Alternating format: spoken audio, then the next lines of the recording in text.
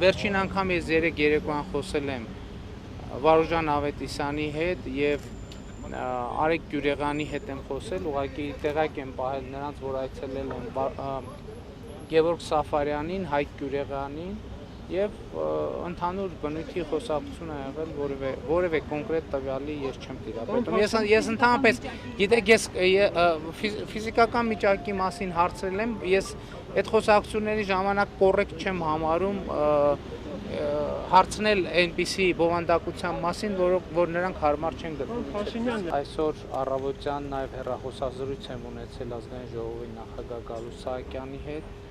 եւ առաջարկել եմ, որ խորհրդանական որևէ ֆորմատով այս հարցը քննարկման առարկա դարձնի,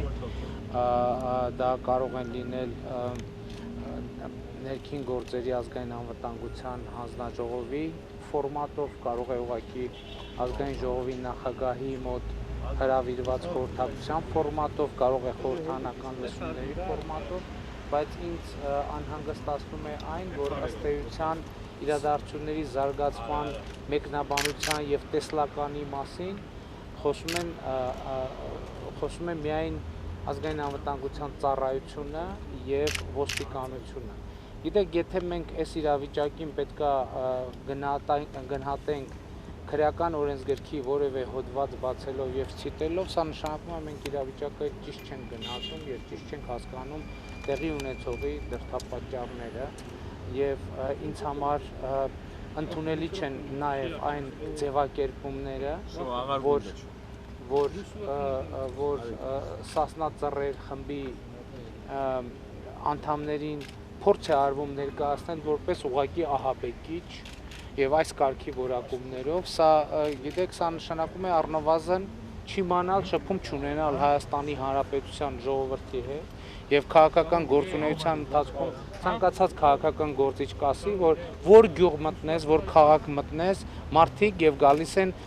շատ դժվարությամբ են լսում քաղաքական գործունեության մասին որևէ խոսակցություն եւ նրանք ասում են, այն չեք խոսում, պետքա զենք վերցնել գան։ Այդ նշանակում է Հայաստանի Հանրապետության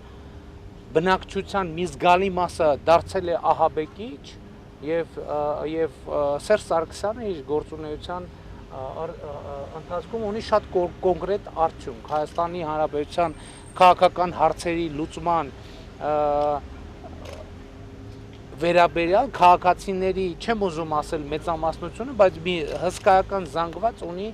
ուժային լուծման պատկերացում։ Այսինքն այդ ձևակերպումները, որ քաղաքական գործիչները տալիս են ահաբեկչություն, այդ քաղաքական գործիչները մի անգամ չտեսանք իշխանության կոռուպցիայի կամ իշխանավորների կոնկրետ հանցագործություններին բան անեն, անդրադառնան։ Հիմա սապանվելու կոնկրետ առիթ է առաջացել, որոշել են ամբողջ բանը ներուժը օգտագործել։ Այսօր նաև գրավոր հարցում եմ ուղարկել քրեակատարողական վարչություն, որպեսզի պարզաբանում տրվի իմ տեսակցությունները արգելելու ուղղությամբ։ Ես շարունակում եմ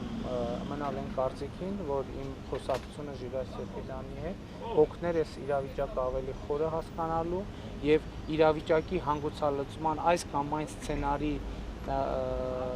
հնարավորությունն ու հավանականությունը գնահատելու։ Հիմա եթե նույնիսկ ասում են, որ բանակցում է, մենք չգիտենք ինչ խոսակցություն է գնում այնտեղ։ Ի վերջո հիմա եկեք հաշվի առնենք, որ նույն Սասնա Ծռերի անդամները նույնպես արդեն քանի օր փակված են։ Այս այն կոնտեքստը ինչ որ տեղի է ունենում, դա շատ կարևոր է իրավիճակը գնահատելու եւ իրավիճակը հասկանալու համար։ Եվ ընդհանրապես ես կարծում եմ, որ հիմա ոչ թե պետք է եկեք մի բան արձանագրենք։ Նրանք ովքեր ասում են, սրանք ահաբեկիչներ են եւ այլն մարդասպաններ, նրանք ստեղծում են ֆոն գրոհի համար։ Այդ գրոհի ընթացքում լինելու են երկուստեք զոհեր, տուժողներ առնվազն։ Ես նույնիսկ չեմ կարող կանխատեսել։ Ես կարծում եմ, որ Հայաստանի քաղաքական գործիչները, մտավորականները,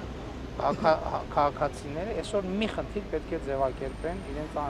համար, ինչ կարող են անել